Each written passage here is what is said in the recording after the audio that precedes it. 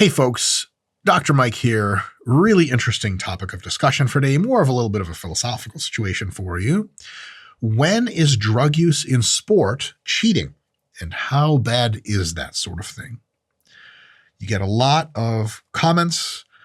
Let's say somebody like Larry Wheels posts a video and inevitably someone says, yeah, but steroids.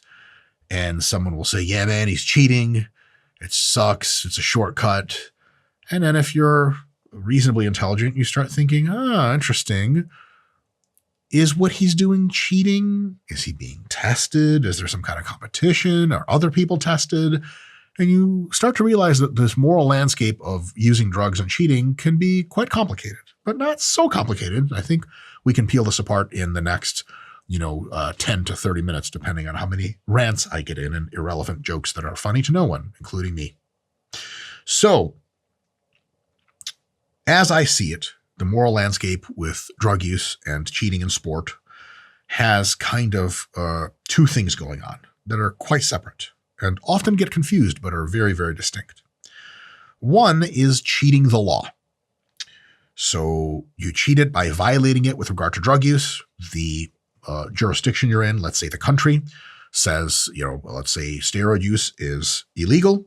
You choose to use anyway, and you are thus violating the law. And that absolutely is a form of cheating.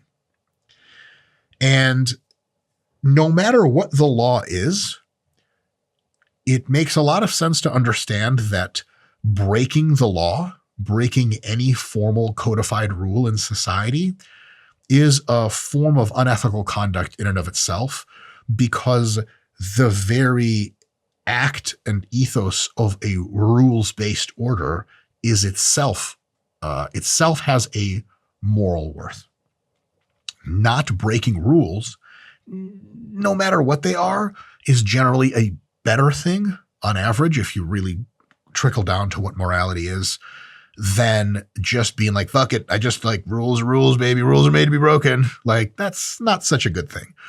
The average behavior in any system with a set of rules, if you code one type of individual actor in game theory that typically follows the rules and one that typically does not, generally the rules-based system will just be better for everyone if more people follow the rules. On average, of course, like if you live in North Korea, breaking the rules is a matter of survival and insanely really ethical. But in most cases, breaking the law is generally not something to pat yourself on the back for. So there is that. Just breaking the law by itself is a little bit not so great ethically, and that's not awesome, right? So taking drugs when they're illegal, technically unethical to some extent. But in the grand scheme, not a huge moral lapse if it hurts nobody but you, or even not you. So if you take a 30-day cycle of Anavar or something before a trip to the beach, and you look nice at the beach, nobody lost, nobody found. Okay. And if someone's like, you're a fucking criminal, like, they're technically correct, but also exactly who did I hurt here? And the answer is literally no one. And, what are called consensual crimes or victimless crimes, it's a real thing. And so, yes, nominally you are cheating in some certain way. You're doing something that's not so ethical, but the degree of its immorality is insanely low in many cases. So that's something to remember. So, it is also something to remember when you go vote and you're like, should we make performance enhancing drugs have the same kinds of punishments as like fentanyl or some kind of drug that'll make you go out and stab people in the face in the street to try to get more? That's a tough sell, because there's just no epidemic of people who take performance enhancing drugs destroying society or the lives of others. This is not a thing that happens with, it happens with a frequency that's like 100,000 times lower per use rate than alcohol, and that shit is legal. So I'll get off that high horse shortly, but it is definitely a wrong. You're doing a wrong, but it's a very, very small wrong. And it actually doesn't intersect essentially at all with sport, because I noticed I didn't mention sport at all. That's what number 2 is for. So the second case in which there's second kind of cheating to do with performance enhancing drugs is cheating other competitors in sport, okay, by using banned drugs, banned substances to get the competitive edge. For the same reason that breaking the law is bad in let's say, a society, a country, a nation state, a jurisdiction, because breaking rules is generally bad on average as its own action. It's also bad to break federation rules when you cheat, even if it doesn't fuck over any other athletes. For example, let's say it's a competition of 10 people, and the 9 people next to you in competition all run 10-second hundreds or faster, and you run a 16-second 100, which I think you can walk 100 in 16 seconds or something. You're jogging. And you gear up to the fucking moon to run a 14-second 100, and you still take dead last. Technically, you didn't fuck anybody else over. Your gear use, your performance enhancement didn't affect any other competitors. Their placings, their sponsorships, nothing. But you still did something wrong because you're a lying son of a bitch, because the sport governing body, federation, invited you to compete, and you agreed when you signed the shit that you weren't going to take anything they said you weren't allowed to take. So you still did a bad, but it's not the same kind of bad as if you fuck other competitors over. So yes, it's bad to break the rules, but also the real bad is when you break in the rules to actively fuck other people of shit they had due to them. For example, you were going to take 4th without gear. The top 3 people who get medals didn't take gear. You took gear and now you're rank 2. You bumped one person completely off the medal stand, and one person would have gotten silver, now getting bronze. That's fucked up. Your cheating hurt other people. Not hurt in the physical sense. It took something that was due to them. That is pretty fucking immoral. You're ripping people off of titles and placings and potentially sponsorships and all that other crazy kind of shit. It's a bad thing you're doing. But it's a bad thing that is shaded in grays. All of the grays are bad, but the darker ones are, or the lighter ones, depending on how you conceive of it, are the really bad things. And there's some other shades in which you're like, it's bad, but it's not that bad.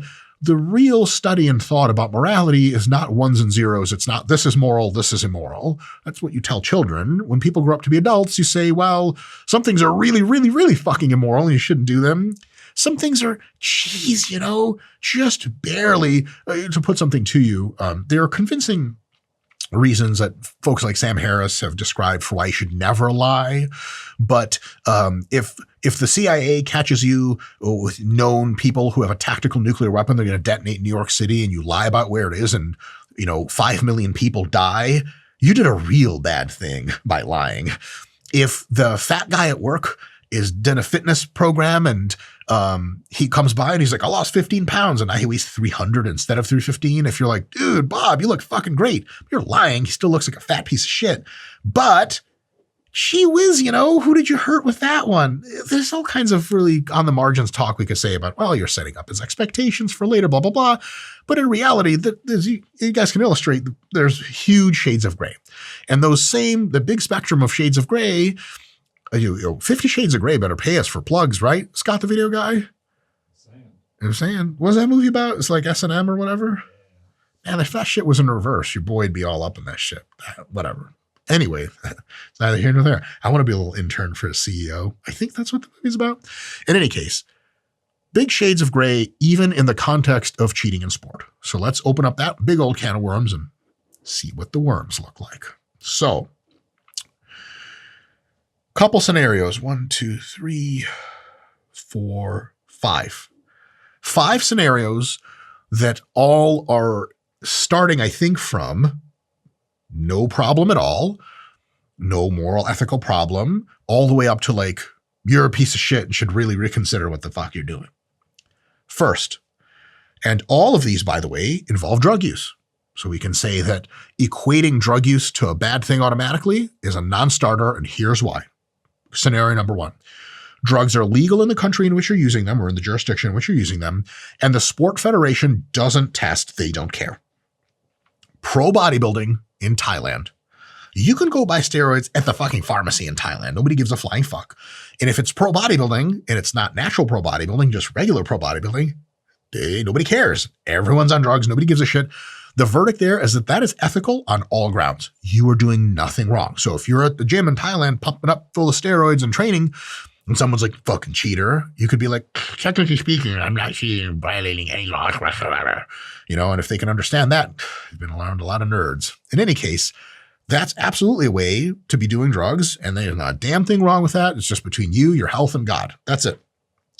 Next scenario that gets into the gray. That was purely all clear, all good to go. Drugs are illegal in your jurisdiction, let's say your country, but the sport federation still doesn't test. Perfect example, professional bodybuilding in the United States.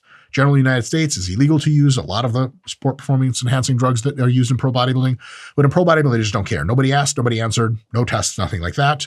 There is not even the implication of being drug free. So the verdict on that is it's definitely unethical with respect to legal obedience. Again, breaking the law by itself can be caricatured in many valid ways to be at least a little bit immoral. And but it is quite ethical with respect to sport competition because, gee whiz, can you imagine like seeing a pro bodybuilder like he's going to the bathroom off stage at a pro bodybuilding show and you're like, fucking cheater. He's like, what, how'd I cheat? Wait, what do you mean? Did I stand too close in front of the judges? Did I spike the other guy's drink with like salt? They're like, no, man, you're using steroids. He's like, oh boy, have you been in the show? They're like, no, like, come on in. They're like, oh shit, everyone's on the shit. Well, I guess it's an even playing field in that regard. So definitely icky, not great to be proud of breaking the law in your country. You can think of a country as kind of we're all on the same team, trying to work for the same general purpose, and breaking the rules is bad. Maybe not terrible, but certainly not something to be proud of. But on the sport front, there's no sport cheating going on. Okay, again, if you tell, good God, if you come up to, Hadi Choopan, Mr. Olympia, and you're like, you're cheating at sport with bodybuilding drugs, he'd be like, I'm sorry, do you know what cheating means? Have you seen the sport? So definitely not a concern there. Now, scenario number 3. The Federation prohibits drug use. We're going to take the legal stuff aside. You guys already know that. That's all. It's either legal or illegal and slightly immoral or totally fine. Just focusing in on sport now. The Federation prohibits drug use, but cheating is commonplace, perhaps almost ubiquitous. Perfect example is international professional cycling. This holy fucking shit. I saw at least one paper, quite well done mathematically, where they estimated that the first time you get to a 50-50 chance of finding a drug-free cyclist is, at the time, this was in 2010s, it was rank 700 on the international pro list. Holy fuck. That means everyone ranked 699 and above has a greater than 50% statistical chance of being on drugs. So you can imagine the top 10. Wow, it would be highly unlikely to find somebody who's drug-free. So the verdict for this is it's technically unethical because you are breaking sport federation rules, but of a very, very low magnitude. You are absolutely trying to get an edge on your opponent, but your opponent is using pretty much the same technologies to get an edge. It is an arms race, but it's one that looks like this. It's hard to say that, when people got upset, for example, with Lance Armstrong for cheating in every single fucking cycling race he's ever done, people are like, oh, how could he? It's like, do you know what pro cycling looks like? There's not a goddamn person within fucking eyesight of him that's not fucking using drugs. So, it's a different landscape than preview some of the stuff we're going to talk about in just a bit, where the cheating is much more straightforward, much clearer, it's much more fucked up. So do I have like a ton of love and respect for this kind of cheating? No, not even close. Is it icky? Yeah, fuck yeah. It's fucking, the whole thing is ugh. But is it this huge magnitude of moral wrong? No, it's blah. It's not great, but it's not the worst thing in the world. You guys know what I'm saying? I'll tell you something personally. For me, clearly, I'm not fucking drug-free, duh. And later in my life, I will absolutely be drug-free. I fucking hate using this shit. I'm just using it to bodybuild. I fucking hate all the shit's involved with it. But I'm also a competitive jiu-jitsu grappler. Right now, I have my brown belt, and I've competed a ton before. You have never seen me in an IBJJF competition, and you never will. Why? Because IBJJF is like pro cycling. Steroids are banned, but they test almost no one, almost never. And they will pop a person here and there every few years. It's a big controversy, then it goes away. So a ton of the guys at the top, dare I say many, are, dare I say the majority rather, are they're taking tons of gear. Or maybe not tons, but some. And so is it terrible when like the guy who wins Jiu-Jitsu Worlds is on steroids? Like, people are, is Gordon Ryan's on steroids? Like, yeah. So are all those guys that compete in that drug-tested Fed. And actually, to Gordon's huge credit, he doesn't really compete in IBJJF anymore. And because I guess it's too soft for him or whatever. And also, like, when he did compete in IBJJF, he didn't look like he was on gear at the time, at the very least. So it's kind of like, when Gordon's on gear, you can tell. And so it's one of those things where, you can't say it's a huge deal, but it's icky enough for me to never do it. So I'm never going to compete in drug-tested sport of any kind because I have used drugs and they change you sort of forever. So that's just something on my own personal end. This is how I think about the matter in my own regard. All right. Next up, the Federation prohibits drug use. The sport governing body says drug use is no bueno. And cheating is rare. So an example of this is natural bodybuilding in the United States. Right now, I have a job for you. I want you to go into the comments and tell me how full of shit I am and how I'm new to the game and how I'm a fucking dupe, and tell me about every single drug-free natural bodybuilder in the United States is actually on boatloads of gear, and make sure to tip the hat to grandma and to your porn collection because you're 15 years old, you live at home, and you fucking no idea what's going on. I'm totally kidding on all those grounds. I know I'm going to get a ton of hate for this, but I do actually believe that at least a very large fraction of drug-free bodybuilding in the US actually is drug-free. But so yes, everyone's on drugs, blah, blah, blah. Save that shit for another time or just go in the comments and hit it up. But when at least a large fraction of the people are drug-free and a sport governing body says drugs are not something you can use, cheating is pretty fucking unethical. Like, if you are doing like the fucking WNBF Pro Worlds or whatever, drug tested federation, and you use fucking drugs to like take third place in that or whatever, what the fuck is wrong with you? Just go and compete in untested bodybuilding, you stupid idiot, fucking pathetic. And if you say, well, everyone else is on drugs, that's probably not true. You're just an excuse making fucking pussy. I got nothing else to say to you. End rant. Okay. I'm sure Scott's a video guy. You think we'll get any comments about that whole rant? Oh, geez. All right. So enjoy that. Lastly, the most, in my view, unethical possible way to cheat with drugs in sport is to do the following. The Federation has a tested arm and an untested arm. It has an arm in which you can use drugs. They don't care. They'll Drake the shit, I don't know, whatever you do back there. And an arm in which drug testing is there and it's strict and you can't do it.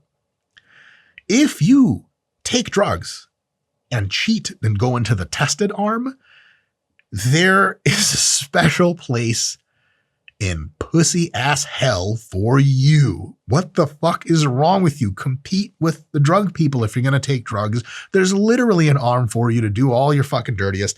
Why am I saying this? Because it happens. I was there's a powerlifting federation. I'm sure it's still around. It's called the APF, Great Fed. And there's an arm of it called the AAPF, which is the drug-free version. And it's great lifting all around, equipped powerlifting, great stuff. And there was a guy once who must have zigged and zagged around that drug test. He was in the AAPF, the drug tested arm, jacked out of his fucking mind. He was like 40 something and veins all over his face, down his neck, red, the reddest person he made Liver King look like a pale white dude. Red as fuck. Veins everywhere, lean, jacked, red, on drugs. Okay, I've been around a while, on fucking drugs. I wouldn't even make eye contact with the guy. And this was back when I was drug-free. I'm like, why?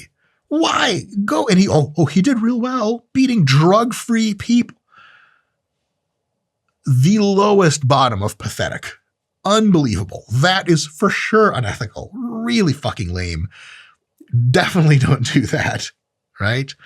Which brings me to kind of wrap up this whole situation. That's the moral landscape as I see it. I'm sure I missed a couple of things here and there, but hopefully you guys can ask some questions or make some comments below and let me know, like, hey, like, what about this? What about that? I would sure love to respond. I think, in my view, the most important moral imperative is to not hurt anyone or take anything from someone that they were due. That's really like the very, very core of most moral systems and moral reasoning.